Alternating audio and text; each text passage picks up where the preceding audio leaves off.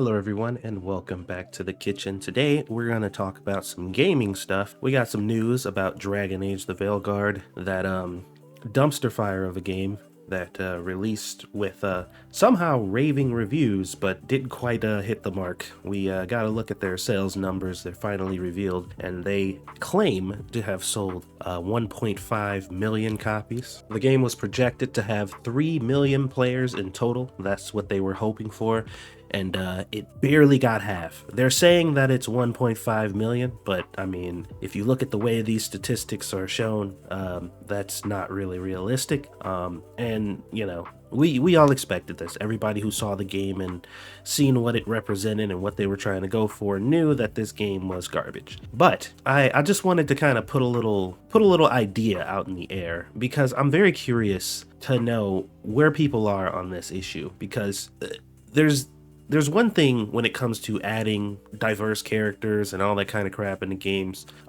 which never really was a major issue to begin with. Characters of color, so to speak, and female characters have been in gaming for a very, very long time, and obviously it started off very one-sided, but as time went on, female characters in games became very prevalent, and so did black characters and stuff like that, and nobody really had much of an issue with that, with the exception of just like some fringe assholes who just want to be assholes. It was never really a big problem. The gaming community, as far as I know, has been one of the most inclusive and accepting communities that I've ever been a part of, and one of the only times I've ever felt accepted in my life is when I started gaming by like a mass group of people.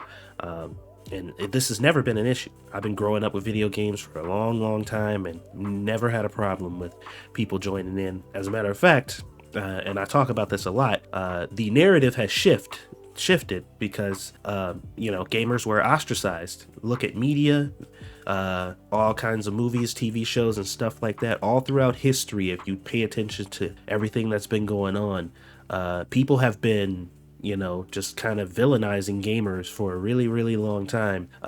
It started off that we're losers who live in our mom's basement and we don't get any vagina and blah, blah, blah, blah, blah. Women wouldn't even look our way or pay any attention to anybody who played video games. You get beat up for doing it.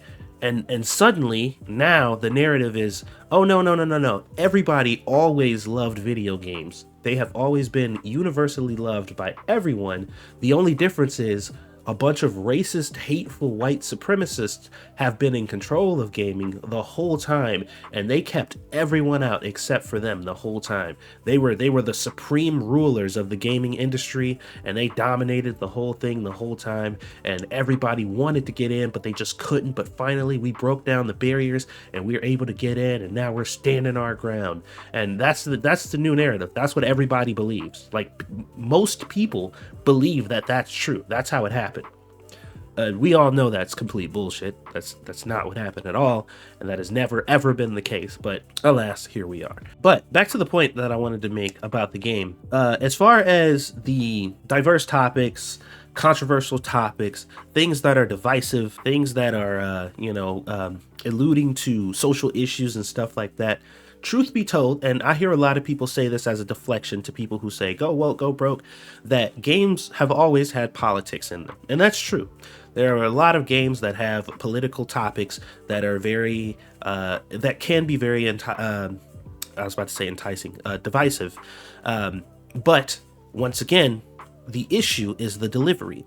So whenever you play a Call of Duty game, usually, or some game where there's some type of conflict, they show both sides of the conflict.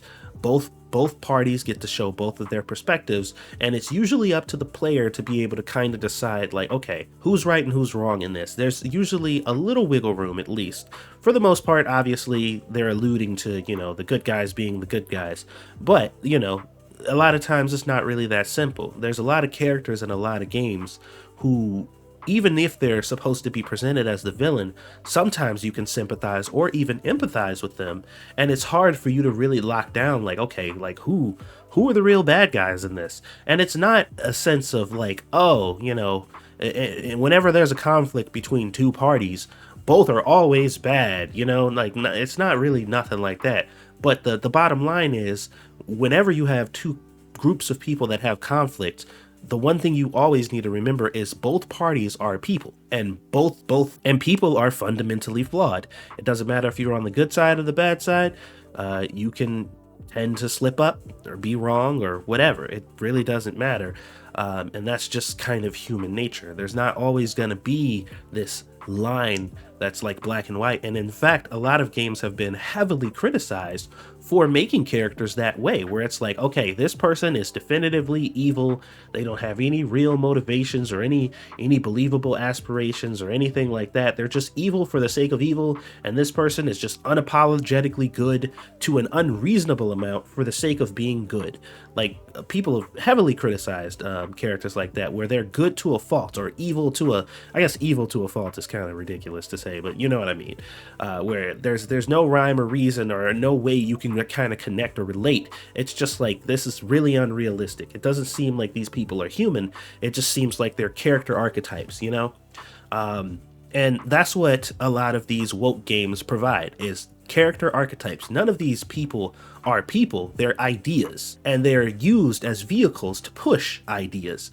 They aren't actual people. You can't really relate to them because usually they're so outlandish and they're so ridiculous because they're just pure ideals made human.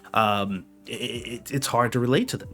And the one question I really wanted to ask, and I know I've been kind of rambling on for quite some time, but here we go. We're going to get to the main question here.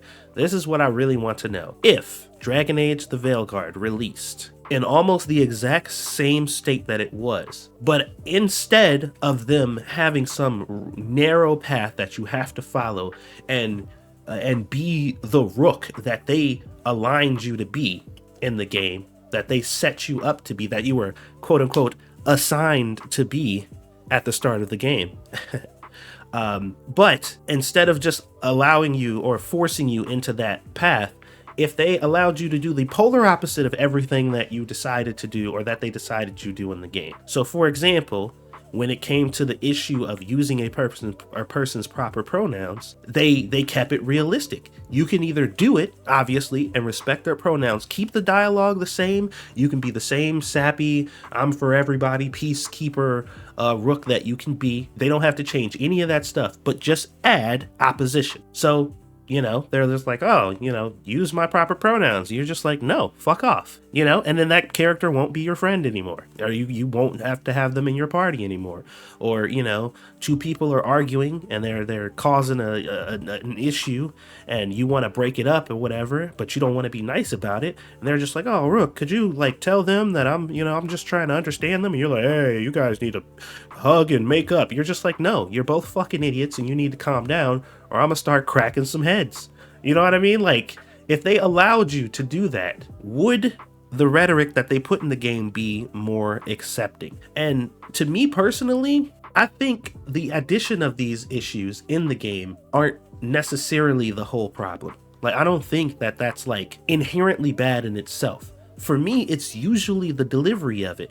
The fact that Rook has a path that he can be a really nice guy all the time, 100% of the time, totally agreeable, just kind of going with the flow, doing everything that people want to say. The fact that you can do that in the game is not a problem. The fact that it's the only option is the problem. That's the issue. The fact that there's a trans person in the game who demands that you utilize their pronouns and they have a storyline that you have to follow based on that concept, I don't think that's a problem, that it's in the game. The fact that you absolutely have to comply and do it, I feel like that's a problem.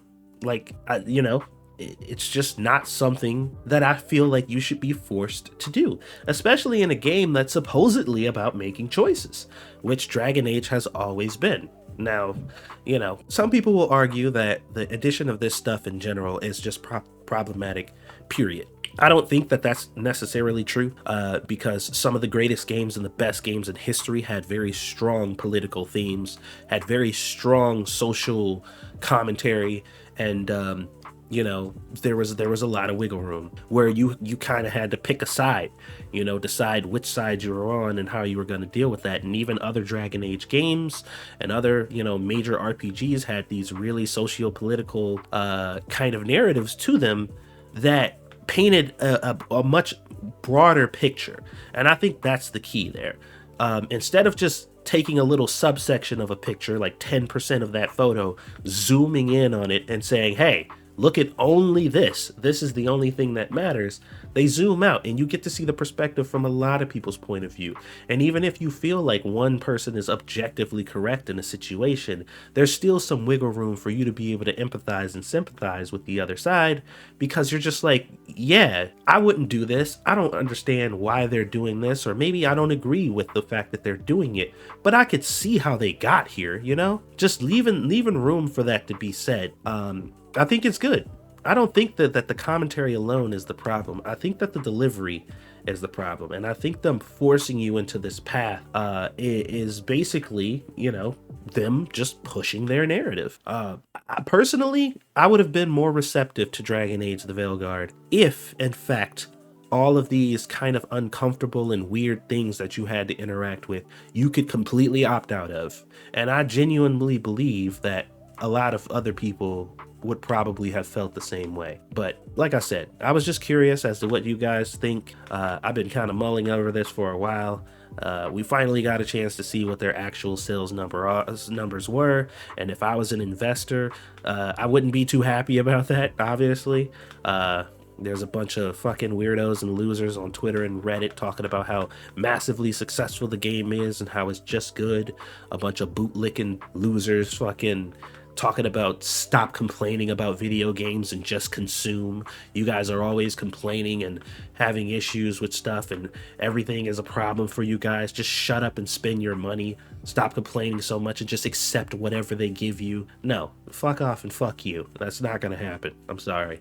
It's just not going to. So I'm going to continue to speak out against this shit wherever it crops up. And like I said, I personally don't believe that the narrative itself being in the game is the problem. I think that them forcing you to accept it and engage with it and acknowledge it, like they feel like subconsciously, because you played it in the game and they forced you along this path to accept it, that's going to somehow translate to real life and make you do it in real life. That's not how it works. I'm sorry. Your ideologies are simply that. They're just an ideology, your opinion, how you feel about the situation, and you're not going to indoctrinate people like this in video games, and people are going to continue voting with their wallets like they did with this game, and they're going to make their decision. So you better figure it out. You better figure it out, because I'm willing to bet that Dragon Age would have been a lot better received if they had given you a lot more options as to how to tackle or to decide how you're going to deal with these social issues. But that's just me, though. You guys let me know what you think down in the comment section below. Did you play Dragon Age the Veilguard? What did you think about it? Did you like it? Did you hate it? Let me know. And yeah, that's it. Have a good one.